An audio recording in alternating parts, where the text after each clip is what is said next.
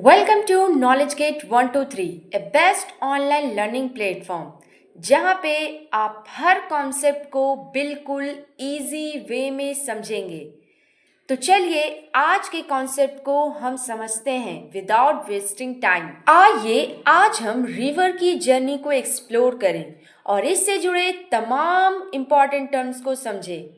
एक रिवर भी एक ट्रैवलर की तरह होती है, पहाड़ों से निकलती है, मैदानों में सफ़र करती है और फिर आखिर में समुंदर में गिरकर अपने मंजिल तक पहुंचती है। एक नदी का सफ़र शुरू होता है सोर्स से, यानी सोर्स वो जगह होती है जहाँ से नदी का जन्म होता है।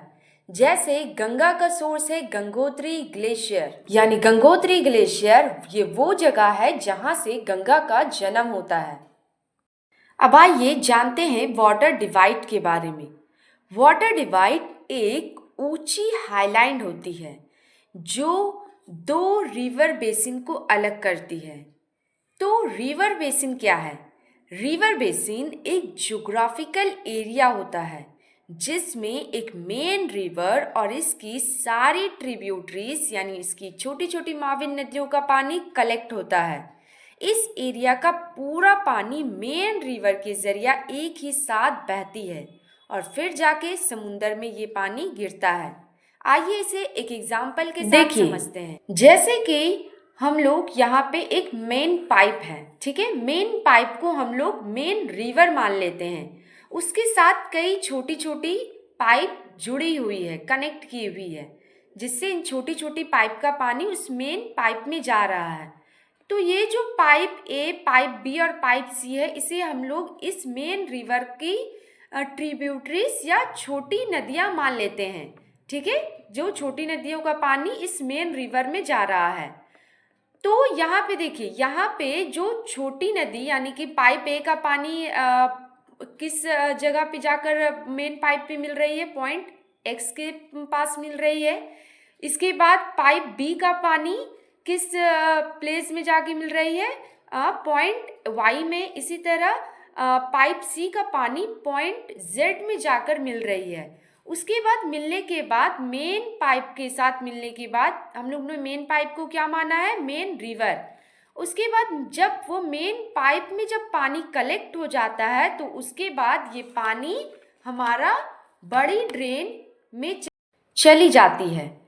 तो यहाँ पे देखिए, यहाँ पे जो पॉइंट एक्स वाई और जेड है जो कि पाइप ए, पाइप बी और पाइप सी इन पॉइंट पे आकर मिल रही है मेन पाइप से, तो ये जो पूरा एरिया जो सर्कल हो रहा है, ये पूरा एरिया हम लोगों का कहलाएगा बेसिन। देखिए गंगा रिवर बेसिन को समझते हैं। गंगा नदी को मेन पाइप समझ लीजिए, उसमें कई छोटी छोटी पाइप यानी छोटी छोटी नदियाँ आकर मिल रही है। यमुना हो गया, सोन रिवर हो गया, ठीक है, कोसी, गंडक, घाघरा, इस तरह की नदियाँ अलग अलग जगह पर आकर गंगा नदी से मिल रही है।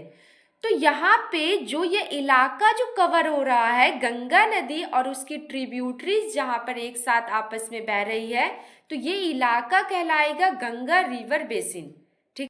और यहाँ पे देखिए गंगा और इसकी तमाम ट्रिब्यूटरीज यानी छोटी छोटी नदियों का पानी इस इलाके में आकर कलेक्ट हो रहा है।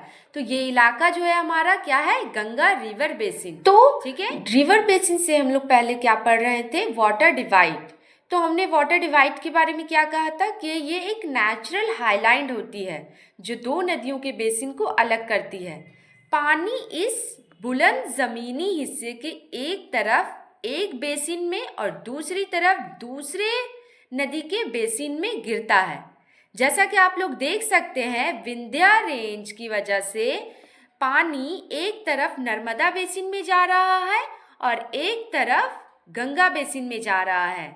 तो ये एक वाटर डिवाइड की एग्जाम्पल है। अब आइए जानते हैं इंटरफ्लू के बारे में। ये क्या होता है? जब दो नदियों के बहाव के बीच में एक ऊंची ज़मीन आ जाती है, ये ऊंची ज़मीन या तो पहाड़ हो सकती है, या तो प्लेटू हो सकती है, या ऊंची मैदान हो सकती है। तो जब ये ऊंची ज़मीन यानी हाईलैंड आ जाती है तो ये इस ऊंची ज़मीन को हम लोग कहते हैं इंटरफ्लू। इसकी वजह से ये नदियाँ उस वक्त तक आपस में नहीं मिलती जब तक ये ऊंची ज़मीन किसी दूसरी मुकाम पे ये ख़त्म नहीं हो जाती।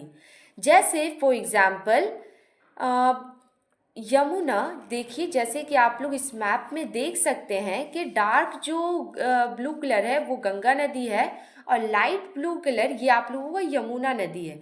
ये दोनों नदियाँ उस वक्त तक अलग बह रही है जब तक इसके बीच में एक ऊंची ज़मीन है जिसे हम लोग कहते हैं दोआब। ठीक है, ये ऊंची ज़मीन का खात्मा कहाँ पे हो रहा है, कहाँ पे ये ख़त्म हो रही है? इलाहाबाद में। इलाहाबाद में जब ये ऊंची ज़मीन ख़त्म हो जाती है तब यमुना नदी गंगा नदी से मिल जाती है। तो ये थी इंटरफ्लो का एक एग्जाम्पल। क्या आप जानते हैं एक रिवर का सफ़र सिर्फ एक सीधी लाइन नहीं होता बल्कि ये 3 कोर्सेस से गुजरती है। अपर कोर्स, मिडिल कोर्स और लोअर कोर्स। अपर कोर्स में बहाव काफ़ी तेज़ होता है जिसकी वजह से कटाव यानी इरोजन का काम अंजाम होता है। इसके बाद आता है मिडिल कोर्स। यहाँ नदी का बहाव अपर कोर्स के मुकाबले स्लो होता है। नदी का बहाव स्लो होने की वजह से नदी अपने साथ लाए हुए मिट्टी, पत्थर वगैरह को अपने किनारों में जमा करने लगती है। उसके बाद आता है लोअर कोर्स। यहाँ नदी का बहाव और भी स्लो हो जाता है जिसकी वजह से नदी के साथ बहकर आए हुए मादे तेजी के साथ जमा होने लगते हैं। इसकी वजह से डेल्टा जैसी शक्लें बनती है। नदी के सफर के दौरान कई छोटी नदियां इन बड़ी नदियों से मिलती है। इन छोटी नदियों को ट्रिब्यूटरीज कहते हैं। जैसे गंगा नदी से यमुना, सोन, दामोदर, गंडक, कोसी वगैरह जैसी छोटी नदियां मिलती है। इसलिए ये सब नदियाँ ट्रिब्यूटरीज या माविन नदियाँ कहलाती है गंगा की। इसके बाद आइए जानते हैं कॉन्फ्लुएंस यानी संगम के बारे में।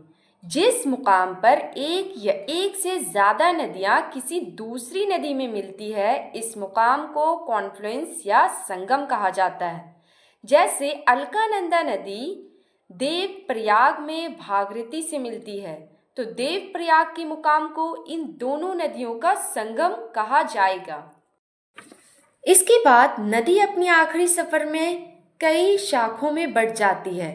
इन शाख नदियों को डिस्ट्रीब्यूटरीज कहते हैं। जैसे गंगा नदी वेस्ट बंगाल में अपने आखिरी मरहले में पहुंचती है और 2 शाखों में बढ़ जाती है। पहली शाख हुगली के नाम से वेस्ट बंगाल में आगे का सफ़र तय करती है और दूसरी शाख पद्मा के नाम से बांग्लादेश में सफ़र करती है। जहाँ नदी अपना फ्लो ख़त्म करती है और एक बड़ी वाटर बॉडी जैसे समुंदर, झील या दूसरी नदी में गिरती है उसे माउथ ऑफ द रिवर कहते हैं। जब नदी अपने साथ लाए हुए मिट्टी, बालू वगैरह को समुंदर के किनारे पर जमा करती है और एक पंखी नुमा शक्ल बनाती है जिसे हम डेल्टा कहते हैं और फिर ये नदी छोटी छोटी शाखों यानी डिस्ट्रीब्यूटरी में बट के समुंदर में गिर जाती है। लेकिन हर नदी डेल्टा नहीं बनाती, सीधे समुंदर में गिर जाती है और बनाती है एस्चुरी। तो रिवर जहाँ से निकलती है इसे कहते हैं सोर्स। इसके बाद आप लोगों का आता है वाटर डिवाइड, जहाँ पे एक ऊंची हाईलैंड होती है जो 2 रिवर बेसिन को अलग करती है। इसके बाद हमने पढ़ा था इंटरफ्लूव। इंटरफ्लूव एक ऊंची ज़मीन होती है जो 2 नदियों को तब तक अलग रखती है जब तक किसी मुकाम पर ये ऊंची ज़मीन ख़त्म नहीं हो जाती। इसके बाद हमने बात किया था ट्रिब्यूटरीज के बारे में। ट्रिब्यूटरीज यानी वो छोटी छोटी नदियाँ होती है जो एक बड़ी नदी से मिलती है। इसके बाद हमने एक और टॉपिक पे बात किया था रिवर बेसिन। रिवर बेसिन यानी वो इलाका होता है जहाँ पे मेन रिवर अपने ट्रिब्यूटरीज के साथ बहती है और जहाँ पे इन लोगों का पानी कलेक्ट होता है।